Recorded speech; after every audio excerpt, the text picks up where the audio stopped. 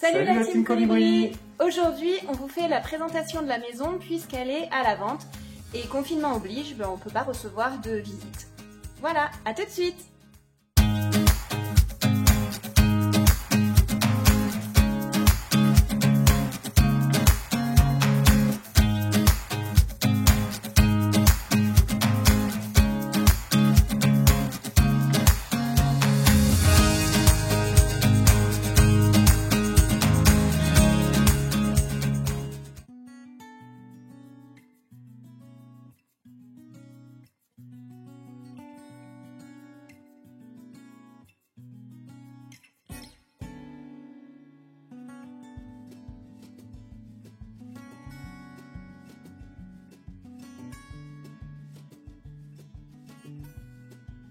Donc nous sommes ici sur le parking. Donc le jardin, le terrain fait 4097 mètres carrés. La maison fait 95 mètres carrés. Donc il s'agit d'une maison semi-enterrée que vous voyez ici. Voilà. La maison elle est là, jusque sous la terre ici. Donc là on est dans le jardin. Ici une première partie jardin avec un grand verger aménagé. Voilà, ici la cabane à moutons qui sert aussi de poulailler puisque à l'étage on a un poulailler. Donc le grand verger sur toute cette surface là. Je crois qu'on a dû planter toute essence d'arbres confondus, verger et non verger. On a dû planter à peu près une centaine d'espèces tout le long de la route. Donc ici, tout le long, ce sont que des fruits à coque, hormis ça qui est un poirier et celui-ci qui est un cerisier. Donc première partie assez sympa. Bon alors là c'est vrai que ça ressemble pas à grand chose, mais je vous mettrai une photo. C'est la plateforme qui a accueilli la yourte. Lorsqu'on s'est installé sur le terrain, le temps de construire la maison, on a monté une yourte. Voilà, donc comme le terrain est en pente, on l'a monté sur pilotis. Ici, vous voyez, hop, il y a des piliers, un bout de terrasse. Cet espace fait à peu près 35 mètres carrés et elle est raccordée à l'eau et à l'électricité. Voilà, je vais descendre un petit peu, je vais aller vous montrer le point de vue depuis la terrasse de la yourte. Donc il est possible ici d'aménager, nous on voulait y reconstruire une cabane en bois. Pour y accueillir, pour louer, y accueillir notre famille quand elle vient, ou avoir un petit espace à louer l'été. C'est super sympa comme coin. Donc le jardin, donc ici, donc tout ce qui est verger, là, donc ici vous voyez, on le verra tout à l'heure, je vous le remontrerai depuis en bas. On a commencé à aménager un morceau de jardin en terrasse pour y mettre le potager. Donc le terrain, donc le long de la route, voilà, d'ici, il fait tout ça, il descend derrière la maison, je vous montrerai le bout de jardin, voilà, cette clôture-ci, hop, jusqu'ici, alors ce petit bout de bois, là, est à nous, et le jardin continue, hop, tout là, il remonte, et il remonte, là, hop, il remonte d'en bas là, toute cette, tout ici, voilà, il s'arrête à ces piquets là, on les distingue légèrement derrière ce gros peuplier, voilà. Donc ici, cet espace là, c'est le parc à moutons, et cet espace-ci aussi. Alors là aussi, on voit des piquets, c'est qu'on a protégé, on y a planté des arbres. Érable, frêne, chêne, qu'est-ce qu'on a mis encore, pin, acacia. Voilà, on a tenté de remonter, de remettre une forêt, donc avec une partie de forêt comestible ici. Voilà, on va s'approcher, on va aller sur le toit de la maison. Voilà. Donc la maison, le toit de la maison commence ici. Ça c'est le tas de bois pour terminer l'aménagement du potager. Voilà, des petits buissons aussi plantés là Celui-ci, c'est des boules de neige. Voilà. Il y a toute une rangée ici. Franck est en train de bricoler le camping-car. Voilà, donc on est sur le toit de la maison. Ici, on a la cheminée. Franck s'en est servi. Ça n'en fait pas partie. C'est la caisse qu'il est en train de nettoyer du camping-car. Voilà. Donc, la retenue du toit. Voilà, qui sert de garde-corps pour ne pas tomber. Hop, nous voilà donc sur le toit. Voilà, on voit la terrasse là. Hop. Et donc ici, tout ça, le parc à moutons. Le deuxième. Voilà. Avec les arbres qu'on disait tout à l'heure, si je ne l'ai pas coupé au montage, qu'on a planté et protégé pour éviter que les brebis ne les mangent. Un petit morceau de bois ici qui descend, c'est un petit peu en pente, où nous on a mis le compost des toilettes sèches. Ici la cuve, c'est la cuve qui récupère l'eau de pluie des drains. On a un drain qui fait tout le tour de la maison et qui sort ici par ce tuyau et qui tombe dans la cuve. Voilà, on se sert de cette eau pour arroser le potager. Donc on va continuer la visite. Donc on va repartir. On va descendre dans le jardin. Donc la partie jardin d'agrément. Voilà, il reste un petit tas de castines ici pour finir d'aménager le chemin en bas que je vais vous montrer. Donc un grand portail. Voilà, l'accès ici au chemin, voilà le sens de circulation. Donc nous on a fait l'entrée là pour plus de commodité. Donc le portail. On arrive dans le jardin. Hop. Voilà, donc la partie jardin d'agrément. Donc idem, ici on a tout ça, on a planté. Ici et tout le long de la clôture, environ à chaque piquet, ce sont des lilas. Et ici on a un grand albizia. Et ici, le long de la palissade, on a de la vigne à raisin. Il y a 4 pieds de vigne à raisin. Avec un petit chemin, même chose pour accéder, avec un petit portail à la boîte aux lettres. Voilà, donc le jardin d'agrément avec la balançoire pour les enfants. Un petit potager, carré potager ici pour les enfants aussi, même si elles jardinent normalement avec nous un petit peu partout. Mais celui-là, il leur est vraiment dédié. Ici, on a encore un cerisier, un olivier, un arbre à papillons, des rosiers, des iris. Le petit triangle qu'on voit là, ce sont des pivoines. Et ici, on a un grand pêcher. Voilà, quelques tulipes, quelques narcisses. Voilà, on arrive à la maison. Donc la terrasse assez large pour pouvoir y manger. L'été, nous, on met une piscine autoportante ici pour les filles. Un petit coin barbecue ici.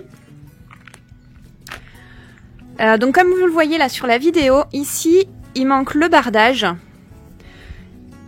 C'est normal, mais ce sera fait pour la vente parce qu'on a commandé à un ferronnier une pergola qui va venir sur toute la longueur de la façade en métal pour pouvoir avoir de l'ombre et de la fraîcheur en été parce que je vous le rappelle, la maison est exposée plein sud.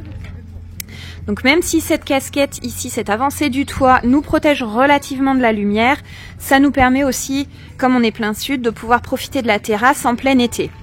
Donc à chaque pilier, une plante grimpante. Donc ici on a une glycine. Au deuxième pilier, une deuxième glycine. Et ici, on a de la vigne vierge. Et elle va jusqu'ici, puisqu'à ce poteau-ci, derrière, il y a une autre vigne vierge. Voilà pour la terrasse. Donc évidemment, comme je le disais, la maison sera finie de barder et il y aura les coffres de volets roulants qui seront posés aussi. Un autre petit portillon pour accéder au potager. Donc tout à l'heure, je vous le montrais depuis la plateforme de la yourte ici. Donc là, tout le long, on a figuier, prunier, pêcher, cerisier, mûrier. Ici, un petit carré potager qui est un peu en friche, mais c'est normal, c'est le printemps, où on a planté des fraisiers. Donc je ne sais pas s'il y en a beaucoup qui ont survécu, à voir. Donc notre fameuse cabane à moutons, que Franck vous fera visiter tout à l'heure. Voilà, on est sur le potager, la longueur du potager ici. Donc il reste à finir d'aménager, la terre est là, il suffit juste de la rabattre. Mais ça c'est pareil, on n'a pas eu le temps de le faire. Et terminer le petit chemin de cailloux, ici, qui emmène à la cabane à moutons, précisément à l'étage de la cabane à moutons. Hop, par un petit escalier, ici, et là il y a une porte qui doit venir. C'est pareil, le bardage de la cabane à moutons n'est pas terminé, mais vous l'avez à l'intérieur de la cabane au premier étage pour pouvoir la terminer. Et là, ici, on a le compost de la cuisine. Le nouveau compost, il est possible d'aménager le nouveau compost des toilettes sèches parce qu'il est à refaire de l'autre côté, il est un petit peu loin de la maison. Puisqu'il est situé dans le petit bois dont je vous parlais tout à l'heure. Voilà. Et il y a un accès en bas, en bas à la clôture, au bout de terrain, là, le petit triangle que vous voyez là. C'est un arrangement avec le voisin pour que les moutons puissent venir paître. Donc ici, la phytoépuration. Franck vous fait un petit point plus en détail tout à l'heure. Parce que la partie technique, c'est pas mon truc. Et que dans la maison, c'est une autoconstruction. Sauf en ce qui concerne l'étanchéité, la maçonnerie et une partie du chauffage. Ça a été réalisé. De toute façon, vous aurez toutes les factures, puisque la maison est toujours sous décennale, puisqu'elle a moins de 10 ans. On va aller voir le petit bois.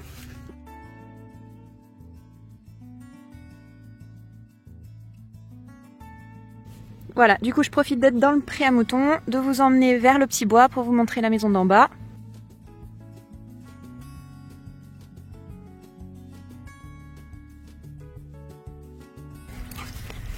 Donc un passage. Aujourd'hui il est ouvert parce que les moutons ne sont pas là, ils sont chez le voisin. Avec le compost, vous voyez, c'est ce que je vous disais tout à l'heure, il est un petit peu en train de s'écrouler parce que ça fait une dizaine d'années qu'il est là. Donc il est bon à refaire. Le compost là est excellent pour mettre au jardin. Voilà, donc le petit bois. Tout ce qu'il y a le long de la clôture là, jusqu'ici.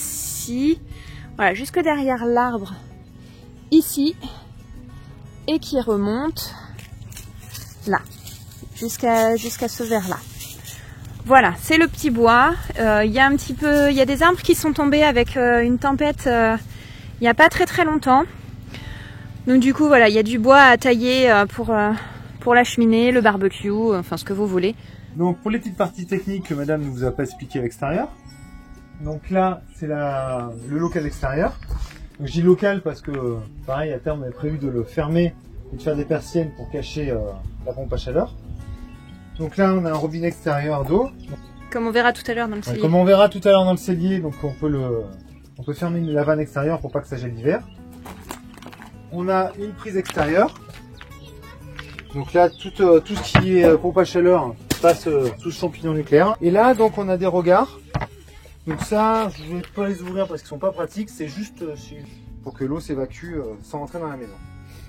Et là, on a ce qu'on appelle le filtre à paille pour la phytoépuration. Donc tous les écoulements de la maison d'eau grise sortent là.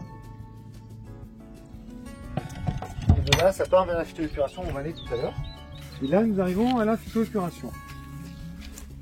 Donc, tout à l'heure du filtre à paille, donc ça vient ici. Hop, donc elle se regarde là. Donc, le flux de la maison arrive par là. Là, c'est encore l'arrivée d'anciennement de la yourte où on habitait là-haut sur la plateforme. Donc, c'est toujours raccordé à ce regard-là. Et là, on alterne entre le bassin vertical de gauche ou celui de droite. Bassins qui sont ici. Voilà. Voilà, on alterne soit celui-là, C'est ça. soit celui-là qui se cache derrière les jambes de Franck. Donc là, c'est deux bassins verticaux. Donc on dit des bassins verticaux parce qu'ils drainent verticalement. Le flux arrive par la pure du dessus. Ça se met sur toute la surface. Ça passe 40 cm de pouzzolane, 10 cm de petits cailloux en 10-20 en gravier roulé et 10 cm de gros cailloux en 20-40, pareil en gravier roulé. Et ça sort par le fond et ça rejoint les bassins horizontaux. Donc même principe les deux, mais en alternance. Et après, le flux arrive sur ces deux bassins où c'est des iris des marais. Donc des bassins horizontaux, parce que le flux se draine horizontalement par trop plein. Donc le flux arrive d'en haut. Ils sont toujours à le niveau est à 5 cm en dessous de la surface à peu près. Ils ont un petit lit de cailloux, on voit pas grand chose tellement que ça a bien poussé. Donc il y a un petit lit de cailloux là, un autre sur l'arrivée, et tout le reste c'est la pouzzolane. Donc ça draine horizontalement et ça sort par trop plein sur les deux. Et donc cette eau on l'a fait analyser régulièrement. Et donc Voilà, on ne pollue pas. Non. Un petit mot sur la mare? Oui, alors dans l'idéal c'est de faire une mare en tout, ce qui n'est pas obligatoire hein, parce que l'eau part comme ça dans le pré. Mais sinon, dans l'idéal on voulait faire une petite mare pour que l'eau finisse dedans et puis que ça fasse un petit écosystème. Au niveau de l'entretien, Au niveau de ça en demande beaucoup ou pas? Non. Bon, en théorie il ferait éclaircir un peu plus les iris, et donc de temps en temps on prendrait un peu d'herbe. Donc là vous voyez, là ils sont en mode un peu... vu qu'on est un peu dans le déménagement, on n'y a pas trop regardé, mais voilà. Il faut tirer un petit peu voilà, les herbes qui arrivent à pousser. Mais c'est pas... C'est du désherbage de temps en temps. Ouais, ça s'en va tout seul. Dans la pouzzolane, ça s'ancre pas trop. Non, c'est pas grand chose à faire. Donc évidemment, le but de la phytoépuration, c'est d'utiliser des produits bio dans toute la maison. Salle de bain, cuisine, vaisselle, lessive. Lessive de machine à laver. Et juste à côté, nous avons la partie cabane à moutons, alors plutôt abri. J'ai voulu quelque chose de pas fermé pour qu'ils puissent faire leur petite vie, rentrer, sortir comme ils veulent. Donc voilà, il reste à la bardée, le bardage est dedans. On va voir l'intérieur. Comme je vous disais, c'est un abri, parce qu'il est ouvert, comme ça en fait ils rentrent, ils sortent, ils tombent quelques gouttes, ils peuvent se mettre à l'abri. On n'est pas obligé de s'en occuper activement. Donc ça c'est le bardage de la cabane à moutons. Voilà, donc la mezzanine au-dessus. Nous on avait fait un poulailler, on voit sur le côté qu'il y a des petits rangements. Là il y a une petite partie stockage bazar pour l'instant. Et donc là-dessous, donc l'abri des moutons. Donc ils bien de la place. Ils ont un abreuvoir qui est relié sur le système d'eau, qu'on coupe juste l'hiver avec la vanne, comme j'ai dit que je vous montrerai dans le cellier. Là il y a un support, on a mis une pierre de sel, donc ils ont fini là. Et là leur atelier pour le foin. Hop, avec un petit bac, là où on leur met les granulés au fond. Et ce râtelier, il y a une ouverture dans le plancher au-dessus. Parce que sur la cabane à moutons, il y a une porte qui est prévue et on peut arriver à accéder que par le haut pour aller voir les poules et mettre du foin dans le râtelier sans descendre forcément ici. Et sans se salir les pieds en hiver dans les guédos. Et du coup là on a les relais d'électricité, donc on a de la lumière, on voit pas trop parce qu'il fait jour, une prise, une autre prise en haut à l'étage et un robinet en haut. Donc elle est totalement viabilisée. Donc là nous avons l'électrificateur de clôture, donc qu'on a juste à brancher sur la prise ici. Et qui électrifie la clôture autour. Donc là actuellement on a 2 brebis. On a 2 brebis. Qu'on peut aussi laisser avec la maison. Voilà pour la partie jardin. Voilà, je vais vous présenter la partie cellier. Donc avec la porte qui est bien cachée dans le bardage. Donc voilà, donc on a la partie technique à l'entrée. C'est un peu le bazar parce qu'on est en train de ranger là, donc nous sommes en vente. Hein. Donc derrière on voit la même double flux. Avec tous les tuyaux qui partent sur la maison. On reviendra après sur la maison. On revient avec moi. Je montre juste qu'ils partent. Oui, voilà, hop, ils partent. Et on vous explique la suite tout à l'heure. Voilà. On va revenir là. Donc c'est la même double flux, hein, quand il n'y a pas le bazar, donc plus accessible. Essaye de venir par là. Et là on voit donc la partie puits canadien qui sort du mur. Bon, avec un échangeur donc qui se règle tout seul en fonction de la température extérieure. Il y a une sonde dehors. Donc là on a la partie donc stockage. Donc là on a le congélateur dessous. On l'a un peu décalé parce que là on a prévu de mettre la machine à laver, on n'a plus. Au-dessus on a des étagères, donc pour tout ce qui est stockage, vous voyez on a du pâté, et la place est là au-dessus. Ensuite là donc on a une autre partie technique, tableau électrique, pompe à chaleur, chauffe-eau.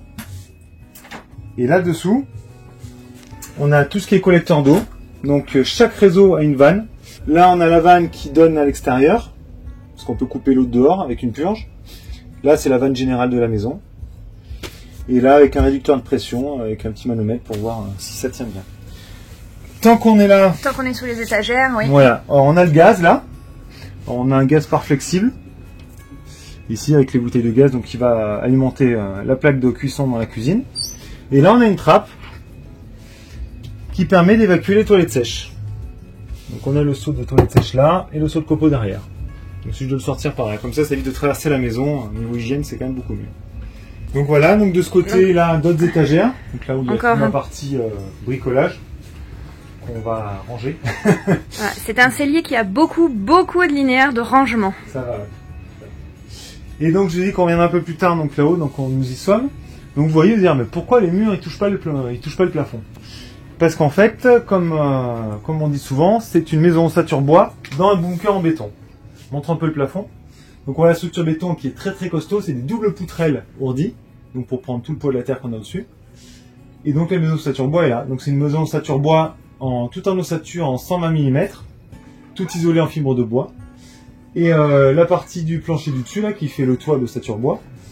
Donc à l'intérieur, donc on voit donc le solivage en bois qui est là juste décoratif qui porte que son poids. Une volige en peuplier. Et si on revient sur la structure donc, du plancher, sur cette volige en peuplier, il y a un pare-vapeur qui est déroulé dessus, scotché, jointé au pare-vapeur verticaux des murs. Tout est hermétique. Sur ce pare-vapeur, on a des ossatures bois perpendiculaires aux solives en 120 de haut. Tout ça, c'est rempli de ouate de cellulose en vrac. Et par-dessus, on a des dalles bouffetées en OSB de 15 mm. Qui fait que tout ça, c'est fermé, ça fait un plancher. Ouais. Nous, on y stocke quelques bricoles dessus, oui. Et du coup, pour en revenir aux gros tuyaux, là, qu'on voit, oui. de la VMC. Voilà. Tous les gros tuyaux de la VMC, donc ils passent sur ce plancher en OSB de 15 mm que j'ai dit bouffeté. Et ils rentrent dans la maison pour tout ce qui est bouche d'insufflation et d'aspiration. Et tant qu'on est dans le stockage, donc et là, du coup et du coup pour rester en haut, voilà, on voit que les tuyaux ne passent pas absolument partout, donc ça nous laisse quand même aussi un espèce de stockage. Voilà, on voit les cartons là-haut, voilà. Hop, ça fait un petit grenier. On arrive quand même à y mettre pas mal de choses. Et toujours encore en stockage, là on a un très grand couloir. Là. Alors, il n'est pas très large, mais ça vous laisse une idée. Il y a 1, 2, 3, 4, 5 étagères linéaires, plus le sol. Et en longueur, je crois que ça faisait 4,50 m, 5 mètres, quelque chose comme ça, il me semble. Donc ça laisse d'énormes possibilités de rangement et de stockage. Et quelque chose qu'on va pas vous montrer là, parce que c'est pas très accessible et il n'y a pas assez de lumière. Donc cet espace qui fait environ 45-50 cm, fait tout le tour de la maison.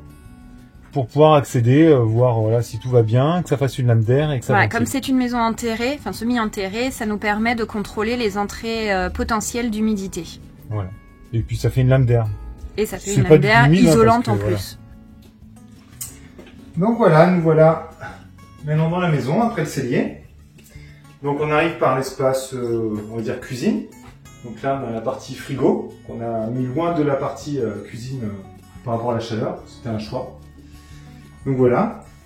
Là c'est l'entrée quand on a du monde, parce que nous on rentre par le cellier, mais voilà, il y a une grande baie vitrée. Donc ça fait une belle entrée. Donc voilà, nous voici dans la cuisine. Alors la cuisine. Donc toute la partie lave-vaisselle, four, un grand placard de rangement. Voilà, donc la partie cuisson, donc avec une grande plaque de gaz KitchenAid. On a voulu une grande plaque de gaz, que souvent les 5 feux, ils font 60 voire 70 de large, on a voulu 90 histoire d'avoir vraiment 5 feux. On peut mettre 5 vraies casseroles dessus. Voilà, avec une grande hotte qui fait 1000 m3, donc pour l'espace ouvert c'est quand même pratique. Donc voilà, le micro-ondes, et puis un peu d'électroménager. Voilà. L'évier, donc on va commencer par le placard sous l'évier. Donc un tiroir avec un tiroir à l'anglaise sous l'évier, ça permet de mettre quand même pas mal de choses. Là c'est un faux tiroir, évidemment pour la cure. Donc là ensuite on a un grand tiroir à couvert. Alors c'était un peu vite parce qu'on a commencé les cartons. Hein. C'est ça. Là, 2 petits casseroliers. J'ai dit casserolier, mais voilà on y met ce qu'on veut, celui-là il doit être quasiment vide. Là un grand tiroir à couvert, pareil qui est assez vide, hein, mais voilà, donc 2 casseroliers. Là le pain en bouteille, donc pareil qu'un petit tiroir à l'anglaise, donc on a de quoi mettre beaucoup d'épices. Et en bas, on a tout ce qui est des huiles, tout ce qui sert à cuisiner. Donc voilà. Et de ce côté, encore 2 autres tiroirs pour mettre des choses patriotes. Et après encore des casseroliers. Donc il n'y a que des tiroirs, c'était un choix. Donc un grand plan de travail. Donc c'est un semi-lot central, parce qu'il n'est pas tout seul, mais voilà. Ça permet de cuisiner, de pouvoir s'étendre qu'on cuisine. Et là, donc la partie où on prend les petits déjeuners et le repas qu'on met que nous. Donc là, la poubelle en bout. Alors on a un interrupteur. On ne verrait pas grand chose vu que le soleil qu'il y a. Mais voilà, il y a des spots à LED sur tout le plan de travail. C'est bien pratique, ça consomme rien et ça éclaire bien.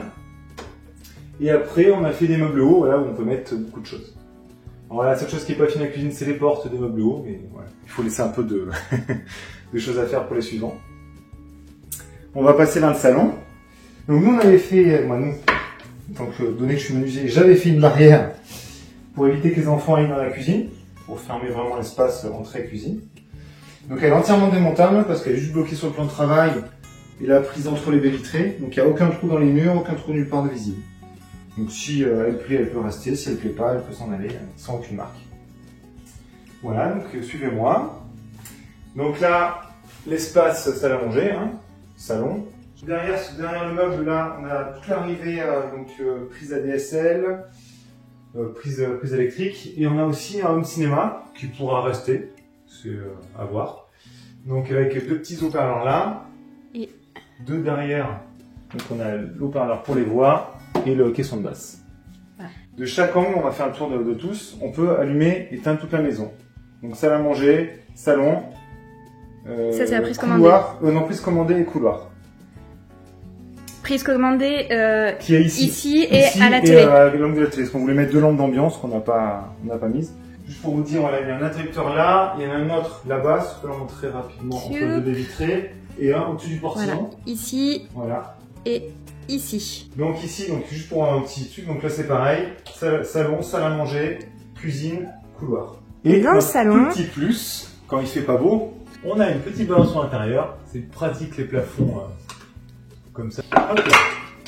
Tac. Ça c'est le petit plus. Alors bien sûr, il faut ouvrir les portes, c'est mieux. Voilà. Si juste à côté de madame, voilà. Donc là, ça ressemble à une bibliothèque, c'est ce qu'on a fait en attendant, mais c'est un espace qu'on a prévu pour pouvoir mettre une cheminée un jour.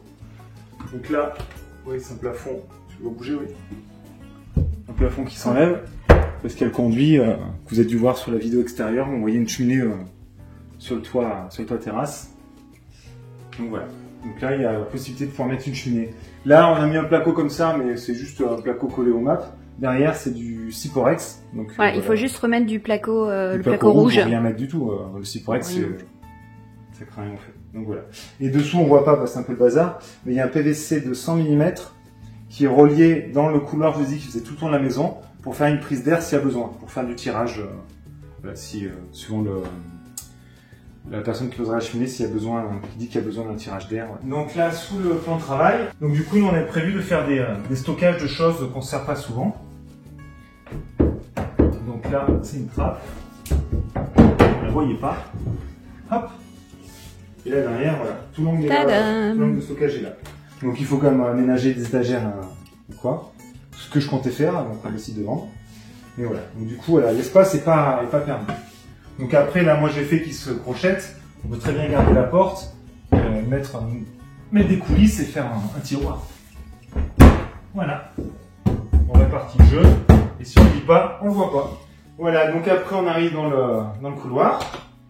Bon, le couloir, on dit couloir, c'est pas vraiment un couloir, c'est tout ouvert, mais c'est le seul pseudo-couloir qu'on ait. Donc vous avez vu là-bas, donc les portes étaient les chambres des enfants. Là, ça sera notre chambre, nous y reviendrons après. On montrera ça tout à l'heure. Et là, donc dans ce petit recoin, nous avons donc tout ce qui est toilette et salle de bain. Donc là, les toilettes. Alors, je sais pas si vous vous rappelez, dans la vidéo du cellier, il y avait la trappe pour sortir le seau des toilettes sèches. Mais la trappe est juste là-dessous. Donc on a juste à tirer le seau par là, changer le seau de copeaux et voilà. On a fait une petite étagère, mettre des livres, ce qu'on veut. Donc là, ça va, tu y vois? Oui, oui. Donc là, on a un meuble haut, une petite sécurité. Hop, c'était la pharmacie. Notre voilà. pharmacie. Là, un petit lave-main. Et en dessous, voilà, j'ai essayé d'agencer au mieux. Là, on arrive à rentrer pas mal de papier toilette. Là, on peut mettre quelques serviettes, d'autres papier toilette. Donc voilà, ça fait quand même pas mal de rangement. Voilà, donc toutes les portes sont coulissantes pour éviter que ça prenne de la place à l'ouverture. et c'est bien pratique. Donc les panneaux pour l'instant c'est un médium que j'ai peint, histoire de faire blanc, de trancher. Parce qu'à la base on avait prévu de mettre du vitrage sablé. Merci, sablé, pour que ça laisse un peu légèrement de transparence, que la lumière passe un tout petit peu, mais qu'on ne voit pas ce qui se passe dedans. Oui, mais on l'a pas fait pour l'instant. On le rappelle, on est dans une maison semi-enterrée, donc qui dit semi-enterrée dit pas de lumière naturelle dans les chambres. Voilà, c'est ça. On a fait le choix de ne pas mettre de puits de lumière. Donc voici donc maintenant la salle de bain. Donc voilà, on arrive sur le plan basque. Donc voilà, à finir aussi à mettre des meubles hauts, des miroirs si on veut, un meuble bas. Là, un bon petit sèche-serviette qui nous permet de sécher avec les serviettes bien au chaud, c'est bien agréable. Et donc là, la partie douche, une douche à l'italienne, donc qui est assez grande, qui fait 90 de mémoire, oui c'est ça, 90. On n'a pas parlé du chauffage. Quand on a parlé du cellier, on a parlé pompe à chaleur, mais du oui, coup... c'est vrai. Donc le chauffage, c'est un chauffage au sol, en aérothermie, donc air-eau, donc il prend les calories de l'air dehors, et il chauffe un circuit d'eau qui est dans le plancher. Donc il y a du plancher chauffant absolument partout, sauf dans la douche italienne. Jusque devant, il y en a partout. Et dans les WC, il y en a partout, sauf sous le caisson des toilettes sèches. Sinon, il y a des serpentins exactement partout. Et on a le collecteur qui est accessible depuis en tirant les casseroliers sous la plaque de gaz et par ce côté-là. Ouais. Donc là, vous voyez, là, ce panneau, j'ai démonté juste pour vous le montrer pour la vidéo. C'est le même système que la trappe d'à côté qu'on vous a montré tout à l'heure. Qui se crochettera. Et là, on voit le collecteur où on peut intervenir si besoin. Donc voilà. Autre question. Oui. T'as pas précisé, le bois, qu'est-ce que c'est? Alors le bois, au plafond, on a des solives en Douglas. Douglas. La volige au plafond, c'est du peuplier qui a été huilé à huile de lin et sécatif. Les portes, ouais, c'est là qui est à côté de toi. Donc tout est en chaîne, sauf les panneaux sont en frêne. C'est un petit touche que j'aime bien, ça casse un peu les couleurs. Et là, pareil, la cuisine, tout est en chaîne. Là, le plafond en chaîne. La tablette en chaîne. Et là, tout le bardage, tout en frêne. Voilà. Donc, les essences majeures de la maison, c'est ça. C'est Douglas plafond avec peuplier. Et tout le reste des menuiseries intérieures, c'est chêne et frêne. L'isolation des murs? L'isolation des murs, donc je vous ai expliqué dans le cellier la composition du plafond. Et les murs, c'est chaud, j'avais parlé aussi, mais je vous le redis, il n'y a pas de souci. C'est l'ossature bois en 120 par 45, donc 100 mètres d'épaisseur, tout rempli en fibre de bois, en panneau semi-rigide de fibre de bois. Non, après, c'est des volets roulants avec une télécommande qu'on voit là-bas. Télécommande générale. Voilà, c'est ça. Youhou. Hop là. Donc on l'a mis là, on l'a approché. Donc au niveau des ouvrants, oui. On a donc ces deux-là qui s'ouvrent. Ce que je viens de fermer. Les deux de la cuisine qui s'ouvrent. Pareil. Et là. Et l'angle là est fixe. Voilà. Voilà. Alors là, la maison est encore meublée. Nous, si ça intéresse, on peut laisser les meubles, on peut la vendre meublée. C'est à voir avec l'acquéreur. C'est ça. La table, petite particularité, c'est sympa. C'est une table billard. Billard. Français. Français, oui. Voilà, le couvercle se soulève. Zoup. Voilà. Et voilà, le billard. Bon, allez, maintenant on passe aux chambres. Donc, les chambres des enfants. Donc, grande porte à garandage, comme je vous disais. Donc, on a fait le choix de ne pas avoir de puits de lumière. On ne voulait pas avoir de risque de fuite. Et puis, c'est pas une vraie lumière, on a une vue. Donc, on s'est dit que voilà, on a fait des grandes portes à garandage, 1,40 m de large. Comme ça, par un temps comme aujourd'hui, pour montrer sans tricher, voilà, même en éteignant la lumière, il fait quand même assez clair. Donc voilà. Donc là, c'est chambre partie enfant. Donc avec grand placard, avec tiroir, pour sous-vêtements, ce qu'on veut. Deux gros tiroirs coffres où on voit quels sont leurs jouets. Une grande penderie. Donc à chaque fois un espace bureau avec dessous une prise à des énergies 45. Et donc voilà, donc l'espace chambre. Et donc cette chambre, la même en symétrie de l'autre côté de la cheminée. Donc on vous la montrera pas parce qu'elle est vraiment pleine de bazar, de choses à vendre et à sortir. Et voilà, c'est exactement la même en symétrie. Même placard, même le bureau, même bureau. Et pour finir, donc notre chambre, la chambre parentale. Donc, même principe de porte, hein. Hop. Donc, voilà, un tout petit peu plus petite que les autres, parce que vous allez voir qu'il y a une surprise, un grand dressing. Donc voilà, il y a de quoi mettre un lit. On a prévu pour rentrer jusqu'à un 180 par 200. Et là, le petit plus, c'est notre coin de dressing. Souvent qui font rêver les copines, les coups d'amis qui viennent nous voir. Donc chacun son côté. Voilà, donc le côté de madame. avec pareil, un peu le même principe que ceux des enfants, 2 tiroirs. Des grands tiroirs en bas où on peut mettre des chaussures, des draps. Là, il y en a des très grands là. Il y a vraiment beaucoup de rangements. Une grande penderie. En symétrie. En symétrie, le côté de monsieur. Voilà, même principe. Même principe. Tiroir. Hop, pousse le rideau. Voilà, donc, même principe aussi. Une grande penderie, donc comme je disais, qui va jusqu'au fond. Et là au fond, on a fait une petite partie qu'on appelle ça déjà, pas maquilleuse, mais coiffeuse. Et là, une grande partie pour les chaussures. Donc là, ouais, Voilà. c'est plus 2 tiroirs chacun. Voilà. Évidemment. Voilà. Elles sont un peu vides, hein, parce qu'on a commencé à vider, mais voilà. Les chaussures. Donc il y a de quoi ranger, quoi. Voilà. Et du coup, en haut, encore des grands linéaires, là, Pour mettre des choses pour stocker des cartons, enfin voilà, tout ce qu'on n'a pas besoin, tout ce qu'on veut, les couettes. Il reste à finir l'habillage là, donc j'ai les 2 montants qui sont. Donc ça, ce sera fait pour la vente, hein, voilà. Ce sera terminé. Là, je suis en train de coller la mêlée collée pour faire le plafond cintré. Et donc voilà.